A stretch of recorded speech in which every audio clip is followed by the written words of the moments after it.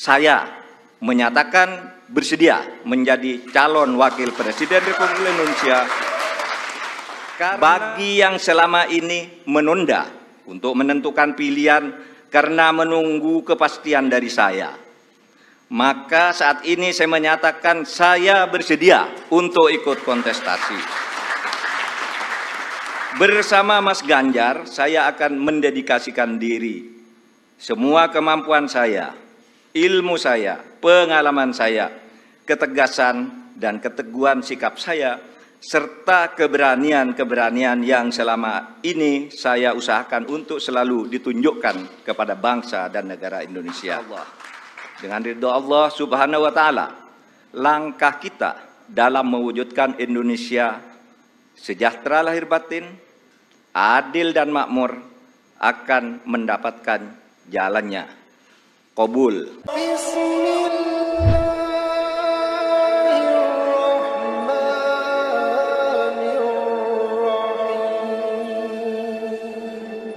Sistem demokrasi, kalau antum lihat secara akal aja, apalagi secara syariat, nggak benar.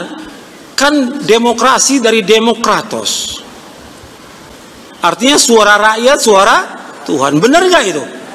Nggak benar. Bahkan bukan hanya sistem, memilih dasar sistem dan mekanisme demokrasi sebagai pedoman tata kelola kita bernegara, sebagai pedoman kita berpemerintahan. Kenapa? Karena demokrasi dianggap yang terbaik. Oleh sebab itu ketika pemerintahan bermasalah, politik bermasalah, pilihannya selalu demokrasi. Ulama kita tidak mengharamkan demokrasi, demos, kratos, ya, pemerintahan di tangan rakyat. Gak benar. Baik secara akal maupun syar'i. Jadi keputusan rakyat itu dianggap oleh mereka keputusan Tuhan. Hukum rakyat berarti hukum Tuhan. Gak benar. Ini beda. Jadi definisi antum tentang demokrasi itu beda dengan demokrasi yang dipahami oleh para ulama. Ulama kita kenapa terima demokrasi? Karena demokrasi itu sistem yang juga terbuka. Coba cek. Pada tahun 45 tiba-tiba lahir demokrasi liberal dengan sistem parlementer. Pada tahun 59 karena demokrasi liberal bermasalah, lahir demokrasi terpimpin. Pada tahun 66 lahir demokrasi Pancasila. Pada saat reformasi tahun 98, mari kita bangun demokrasi, demokratisasi di dalam kehidupan bernegara agar tata kelola pemerintahan ini baik, terhindar dari korupsi, kolusi, dan nepotisme. Kalau sistem udah ada, sekarang bagaimana? Yang ada ya kehancuran dalam masalah iman, dalam masalah tauhid. Sebab demokrasi syirkun akbar, syirik yang paling besar demokrasi itu. Kalau selama orang sudah Islam, menerima demokrasi, menerima Pancasila, itu sudah kesepakatan, sama sekali nggak mengganggu imannya, nggak mengganggu syariatnya. Jadi sistem politik tidak ada kaitan dengan akidah syariah. Kita tahu bahwasanya demokrasi adalah sistem hukum yang bukan berasal dari Islam. Bahwasanya demokrasi adalah suatu metode yang batil yang tidak boleh diterapkan dalam Islam. Sistem demokrasi dan pemilu dari Islam, bukan dari Islam. Yang namanya sistem politik tidak ada kaitan dengan akidah dan syariah. Akidah kita benar, syariah kita benar, sistem politik silakan. Lalu Sunnah wal Jamaah terbuka. Umat wasatiyah, datang dari barat, tapi manfaat, maslahat, ya apa-apa. Yang penting terwujud adil, sejahtera, pemerintahnya baik, mau demokrasi, mau republik, mau pilihan umum, mau parlemen, datang dari barat, asal itu manfaat, silahkan. Beda, kalau Islam itu sistem apa? Syuro. Kalau antum maksud syuro yang mana? Khilafah Turki Utsmani, Khilafah Bani Abbasiyah, Khilafah Bani Umayyah. Bahkan Umar pun apakah pakai sistem syura? Itu pertanyaannya. Ketika Umar bin Khattab radhiyallahu meninggal dunia, dia wasiat untuk 6 orang. Dipilih hanya 6 orang, 6 sahabat aja. Untuk pemimpin itu 6 sahabat yang bertakwa kepada Allah. Itu aja, nggak seperti sekarang. Dan kalaupun syura, Utsman, Umar, itu syuranya di bagian apa? Bukan semua masalah. Jadi kita itu sering terjebak dengan istilah-istilah. Sering terjebak. kita pakai ayat-ayat yang tidak berkaitan. Itu ayat antum pakai untuk Pancasila, itu cocok logi namanya. Coba cek syarah penjelasan Pancasila, apakah mereka nyebutin ayat itu? Enggak. Kalau semua pakai di sini demokrasi pemilu, habis duit rakyat. Buat pilkada terus berapa miliar, berapa triliun yang habis. Tapi kalau sistem syuro nggak mengeluarkan biaya, betul tidak? Saya mau tanya ke antum, sistem pemerintahan Nabi apa? Apakah di zaman Nabi turun sudah ada monarki, sudah ada demokrasi? Saya mau tanya. Oke, antum tanya demokrasi. Kita jawab. Kita jawab. Ketika ayat itu turun, demokrasi sudah dipakai belum? Berarti ayat-ayat tadi tidak ada kaitan sama demokrasi. Sebab demokrasi syirkun akbar. Syirik yang paling besar demokrasi itu. Yang ada kehancuran masalah tauhid, kehancuran masalah iman, kehancuran dalam masalah juga politik, kehancuran masalah ekonomi. Habis. Kecuali Syiah yang menganggap bahwa sistem politik itu termasuk aslun min usuliddin, prinsip agama. Kalau Ahlussunnah Jamaah, masalah politik terserah di situ, terserah amrun umur dunyakum. Rasulullah bersabda, antum a'lam bi umuri dunyakum, kamu lebih tahu tentang urusan duniamu. Coba antum lihat, ketika Muhajirin Ansor pecah itu karena demokrasi? Demokrasi enggak? Jawab dong. Waktu itu sudah ada demokrasi belum di kalangan sahabat? Belum. Waktu Aisyah perang sama Ali sama Muawiyah sudah ada demokrasi belum? Jangan cari kambing hitam, itu enggak dewasa namanya, enggak ilmiah. Ilmiah tuh lihat sejarahnya. Tapi memang Rasulullah sudah bilang, "May ya'ish minkum min ba'di fasayara ikhtilafan katsira." Siapapun yang hidup setelahku, walaupun 1 hari setelahku, akan melihat perbedaan ikhtilaf yang luar biasa. Kita aja beda pemikiran kok. Bagi NU sudah final. Yang masih ingin negara Islam atau apa, silahkan monggo keluar dari NU. Ayat Qur'annya ada itu, Muhammad wal murjifuna fil madinati lanughriyannaka bihim thumma la yujawirunaka fiha illa qalila. Muhammad, orang-orang yang bikin gaduh di Madinah, usir Muhammad dari Madinah. Lanughriyannaka thumma la yujawirunaka illa fiha illa qalila. Jangan menjadi tanggamu, jangan hidup bersama kamu di Madinah. Tadi saya sudah ceritakan sistem pemerintahan khilafah ada berapa? Yang selama 30 tahun itu? Udah 6. Apa maksudnya itu? Sistem khilafah kenabian itu sistem yang terbuka. Bisa ngadopsi dari mana-mana, yang penting kepentingan umat berlaku. Saya sudah cerita tadi monarki yang dinukil, yang diambil oleh Bani Abbasiyah, khilafah Umayyah itu diambil dari mana? Dari Romawi dan Persia. Benar nggak? Romawi Islami nggak? Enggak. Persia Islami nggak? Enggak. Romawi sembah Yesus, Persia sembah api. Yunani sembah dewa. Tapi karena masalah politik tidak ada kaitannya dengan akidah secara langsung, dia berkaitan tapi tidak langsung. Maka ulama kita tidak mengharamkan demokrasi, kratos ya. Pemerintahan di tangan rakyat. Ini beda. Jadi definisi antum tentang demokrasi itu beda dengan demokrasi yang dipahami oleh para ulama. Ulama kita kenapa terima demokrasi? Karena demokrasi itu sistem yang juga terbuka. Coba cek. Demokrasi yang ada di Indonesia sudah berapa macam? Demokrasi Soekarno namanya apa? Terpimpin. Tuh udah beda. Terpimpin itu ternyata otoriter. Otoriter enggak? Sempat otoriter Soekarno. Sempat di otoriter. Makanya Bung Hatta langsung ngambek. Mundur. Terus apa lagi? Masa Soeharto, demokrasi, Pancasila. Beda enggak? Beda lagi, orang MPR orang dia semua. Jadi pemilu itu cuma ngabis-ngabisin duit, ya kan? Tapi nanti terakhir kan pada almarhum Pak Harmoko tuh ya. Nah, ya cuma simbolis aja. Anda siap untuk meneruskan kepresidenan, bla bla bla bla. Itu cuma simbolis, ya kan? Cuma simbolis. Itu demokrasi juga. Itu sistem musyawarah MPR. Jadi kalau menurut antum musyawarah itu satu-satunya sistem, maka Soeharto paling Islami dong. Enggak juga. Maka sistem demokrasi itu bisa nanti diislamkan, tenang aja. Ya, nanti akan muncul sistem demokrasi Mahdi. Insya Allah. Bank aja bisa diislamikan kok, masa demokrasi enggak. Ya, jadi jangan terobsesi, terpengaruh, terjebak dengan demokrasi dari Barat. Barat itu dulu Yunani nggak masuk. Kita sekarang kalau sebut filsafat Barat nggak masuk Yunani. Belajar sejarah dulu deh, ya.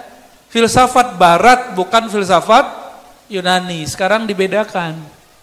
Filsafat Yunani itu diterjemahkan semua ke bahasa Arab. Maka orang kalau mau belajar filsafat Yunani wajib belajar bahasa Arab. Baru ngerti kitab Plato judulnya Republik. Jadi kata Republik yang di bawahnya nanti ada demokrasi, itu yang pertama kali mengadopsinya adalah Bani Abbasiyah. Ya. Tafadhal. Assalamualaikum. Ya.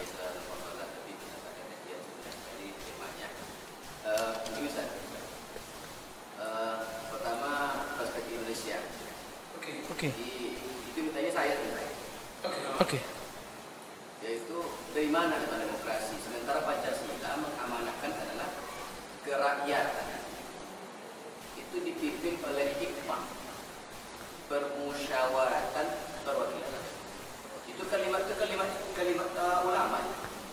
Rakyat itu ra'iyah. Bahasa Rasulullah, kullukum ra'in, mas'ulun an ra'iyah. Pemimpin itu ra'in. Dia harus dipimpin. Siapa pemimpin itu? Ini yang belum ketemu. Dalam Pancasila itu pemimpin itu yang layak pemimpin itu yang diamanahkan Rasulullah seperti sosoknya Rasulullah itu hakim. Karena itu mesti oleh hikmah. Oke, langsung aja. Waktu kita pendek. Jadi yang belum ketemu kita itu sebenarnya kita selalu ini yang menjadi permasalahan adalah kita melenceng dari asas. Seperti Allah perintahkan amruhum syura bainahum, musyawarah lah, bukan demokrasi. Saya mau tanya ke antum, sistem perintah Nabi apa? Musyawarah ya. Serius? Mana dalilnya? Itu amruhum. Amruhum itu siapa? Humnya siapa? Hum Nabi atau sahabat? Nabi atau sahabat? Orang banyak itu siapa? Hum al-musyrikun atau al-mu'minun? Tidak bisa begitu. Amruhum seluruhnya. Berarti kalau ada laisa alaihi amruna, semuanya. Dalam konteks ayat ini, wa amruhum syura bainahum, atas masalah yang muncul itu untuk menyelesaikan masalahnya adalah syura bainahum, musyawarah. Itu persoalan apa? Apakah di zaman Nabi turun sudah ada monarki, sudah ada demokrasi? Saya mau tanya. Oke, antum tanya demokrasi. Kita jawab. Ketika ayat itu turun, demokrasi sudah dipakai belum? Berarti ayat-ayat tadi tidak ada kaitan sama demokrasi. Demokrasi bukan sistem syura. Maka yang disebut di Pancasila juga bukan sistem demokrasi. Itu sistem terbuka. Karena ayat itu turun, tidak ada monarki, tidak ada demokrasi. Itu persoalan apa? Amruhum syura bainahum. Itu persoalan apa? Persoalan siasah kah, muamalah kah? Tapi kalau persoalan ibadah tidak ada syura. Tidak ada syura. Jadi tidak semua masalah. Antum tadi mengatakan semua masalah. Kita sekarang, kalau antum maksud syura yang mana? Khilafah Turki Utsmani, Khilafah Bani Abbasiyah, Khilafah Bani Umayyah. Bahkan Umar pun apakah pakai sistem syura? Itu pertanyaannya. Dan kalaupun syura, Utsman, Umar, itu syuranya di bagian apa? Bukan semua masalah. Jadi kita itu sering terjebak dengan istilah-istilah. Sering terjebak. Kita pakai ayat-ayat yang tidak berkaitan. Itu ayat antum pakai untuk Pancasila, itu cocok logi namanya. Coba cek syarah penjelasan Pancasila, apakah mereka nyebutin ayat itu? Enggak. Itu belum tentu dari ulama. Belum tentu dari ulama. Kalimat itu. Bisa juga aja dari ulama, karena penjelasannya belum ada. Oleh karena itu, sebagian kawan-kawan kita memutuskan, kalau begitu, kita masuk ke sistem. Tapi ternyata mereka terjebak juga dengan sistem. Itu problemnya. Jadi kalau antum bilang, yang sesuai dengan Rasulullah, yang sesuai Rasulullah itu Nabi udah kabarkan bahwa itu tidak akan ada kecuali Imam Mahdi. Maka jangan pernah lagi berharap tinggi kepada sistem-sistem pemerintahan yang ada sekarang sampai Imam Mahdi itu turun. Nggak bisa pakai selebaran untuk menkhilafahkan orang. Tiba-tiba nanti semua orang udah sepakat kita pilih Imam Mahdi. Nggak bisa begitu. Kita pilih satu khalifah. Itu ngayalnya Syekh Taqiyuddin Nabhani. Kan udah dikritik banyak ulama, tapi kita tidak mengkritik akidahnya. Saya belum ketemu yang aneh dari akidah Syekh Taqiyuddin, meskipun kawan-kawan kita mengatakan iya. Tapi dalam politik kita bisa beda kok. Gitu. Ceklah ya dalam tafsir Tabari, amruhum syura bainahum, itu amruhum yang mana? Dan tafsir bil ma'tsur. Kira-kira begitu ya. Baik.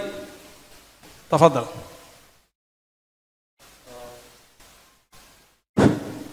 Tadi Khalifah Abu Bakar dipilih sebagai khalifah secara langsung.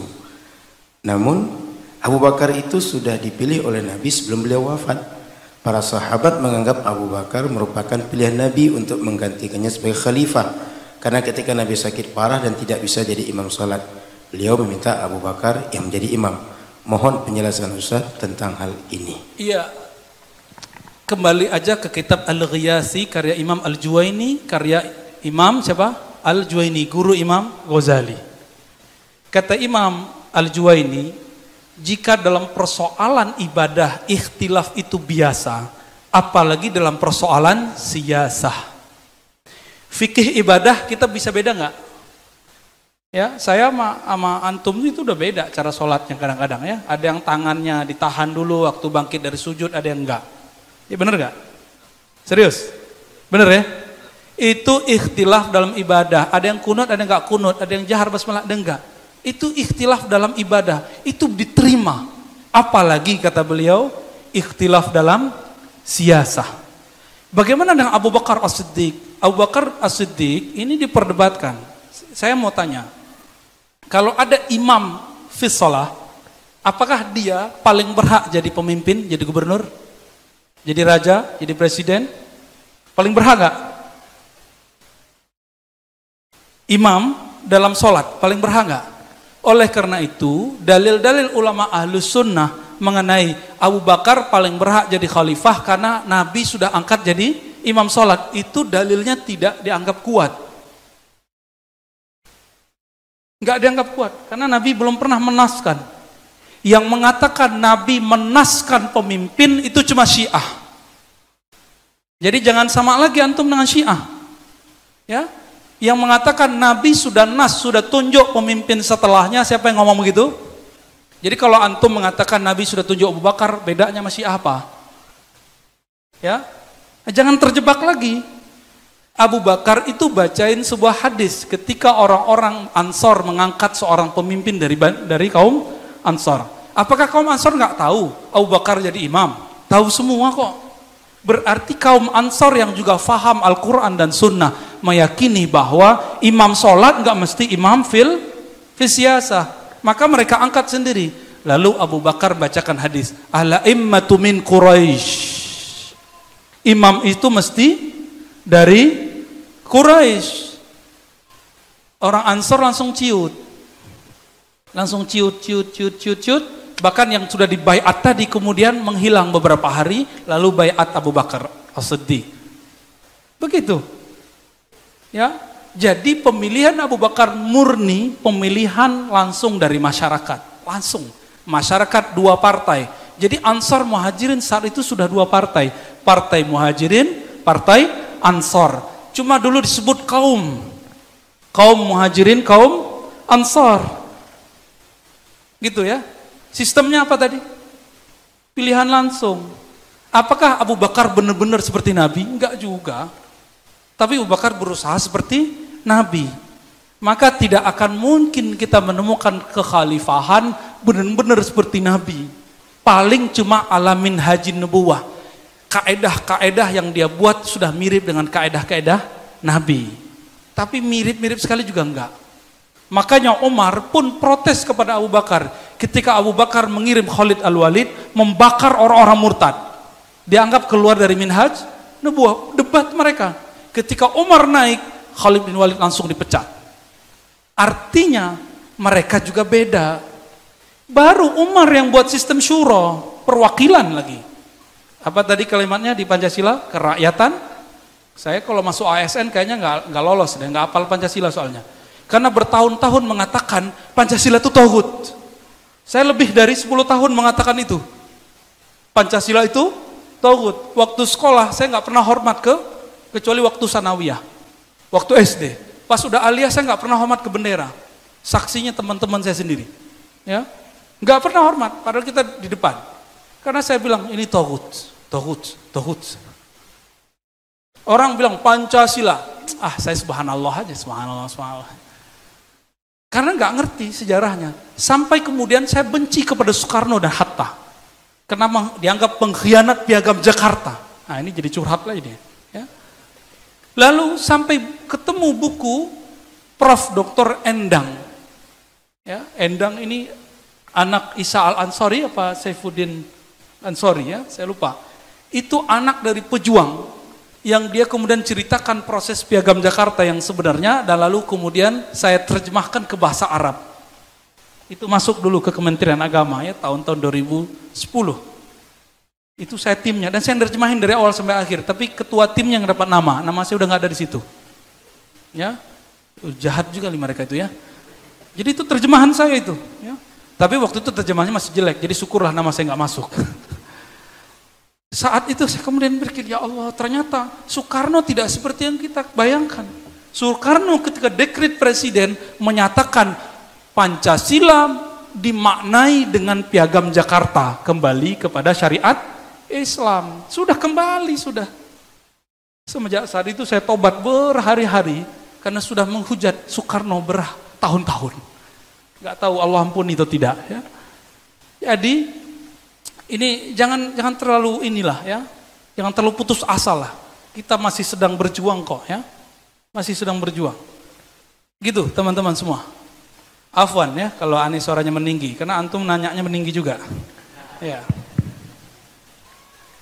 Apakah demokrasi itu tidak akan membuat umat Islam terpecah-pecah karena demokrasi partai? Masalah pecah-pecah itu bukan demokrasi, tapi Nabi berdoa. Ketika Nabi berdoa, ya Rob, jangan buat umatku mati kelaparan. Amin.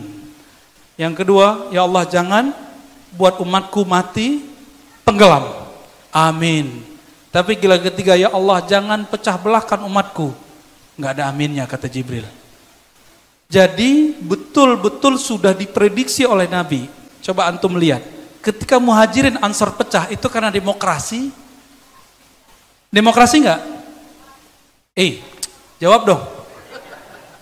Waktu itu sudah ada demokrasi belum di kalangan sahabat? Belum. Waktu Aisyah perang sama Ali sama Muawiyah sudah ada demokrasi belum? Jangan cari kambing hitam. Itu nggak dewasa namanya, nggak ilmiah. Ilmiah tuh lihat sejarahnya. Tapi memang Rasulullah sudah bilang, "May ya'ish minkum min ba'di fasayara ikhtilafan katsira." Siapapun yang hidup setelahku, walaupun 1 hari setelahku, akan melihat perbedaan ikhtilaf yang luar biasa. Kita aja beda pemikiran kok. Saya aja fikihnya beda Ustaz Al-Naf kok. Tapi kita biasa-biasa aja tuh ya. Ya ketemu cipika-cipiki, salam-salaman. Kita sama-sama tahu, sama-sama mengerti perbedaan. Jadi ternyata perbedaan itu akan jadi musibah kalau kita tidak mau mengerti perbedaan orang itu. Kalau sudah sama-sama mengerti ya kita baik-baik lagi. Orang dalam fikih ibadah aja bisa beda, masa antum dalam siasah kemudian main hujat-hujatan, ya? Janganlah. Malu kepada Allah, malu kepada Rasulullah. Dan Nabi SAW sudah memberitahu begitu. Kalau tidak terjadi berarti Nabi bohong dong. Bukan, Nabi gak pernah bilang. Nabi gak pernah bohong pastinya, ya. Kalau Nabi bilang kalian akan terpecah belah karena demokrasi, ada nggak hadisnya? Nggak ada, nggak ada. Jadi teman-teman semua, mau itu demokrasi, demotari, itu semua bisa bikin khilafiyah, ya. Bisa bikin semua orang pecah belah. Orang ngomong Sayyidina aja di masjid sebelah pecah udah ya. Orang ngomong kunutnya bisa sebelah pecah, apalagi ngomong khilafah. Bisa pecah kita. Bisa main teriak-teriakan Allahu Akbar kita nanti ya.